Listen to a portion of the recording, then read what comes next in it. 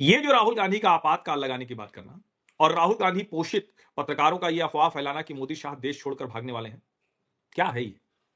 दरअसल ये वो मानसिकता है जिसमें उनको लग रहा है कि क्या कोई अभिजीत दीप के वो काठमांडू बना सकता है क्या? दिल्ली की सड़कें भर जाएंगी, यहां की सड़कें भर जाएंगी। ये नहीं होने वाला है। जनता ही ऐसे लोगों को पीट पाट के दुरुस्त कर देगी जो इस तरह की अराजकता करने की कोशिश करेंगे। इसको आप अच्छे से समझ लीजिए। और मनोज झा सफाई देते घूम रहे हैं।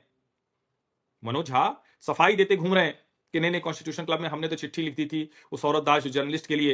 वो जानते नहीं थे कि सीजेपी की प्रेस कॉन्फ्रेंस होनी है। झूठ बोल रहे हैं। वो जानते नहीं थे, बहुत अच्छे से जानते थे। अब उनको लग रहा है करें क्या, चारों तरफ आलोचना हो रही। और फिर मैं कह रहा हूं, मैं ऐसी किसी आवाज को दबाने का पक्षधर नहीं।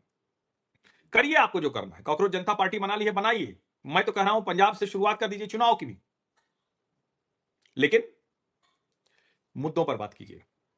देश जिन स्थितियों में दुनिया है उसमें नरेंद्र मोदी की सरकार ने शानदार तरीके से इस देश को आगे बढ़ाया है, उसको बेहतर किया। हमारे आपके जीवन में न्यूनतम कठिनाई अगर आ रही है तो वो नरेंद्र मोदी सरकार की वजह से। यकीन मानिए, अभी अगर मनमोहन सिंह जी अब नहीं है, अगर राहुल गांधी जैसा प्रधानमंत्री होता तो देश में तबाही बर्बादी होती। आपके लिए देश संभालना संभलना मुश्किल हो गया होता। ट्रंप जैसा व्यक्ति अगर राहुल गांधी के पाले पड़ता तो राहुल गांधी तो किसी स्थिति में रह ही नहीं जाते। इसको समझ लीजिए, ये बहुत अच्छे से समझिए। हमारी सीमाएं जो सुरक्षित है, हमारी सेना का जो मनोबल बड़ा है, हम आर्थिक तौर पर दुनिया की जो मतलब शक्तियों में शामिल है। महाशक्ति तो नहीं बन पाए, सुपर पावर नहीं है अभी, लेकिन बन जाएंगे, बन सकते हैं। जिस रास्ते पर चल रहे हो बन सकते हैं।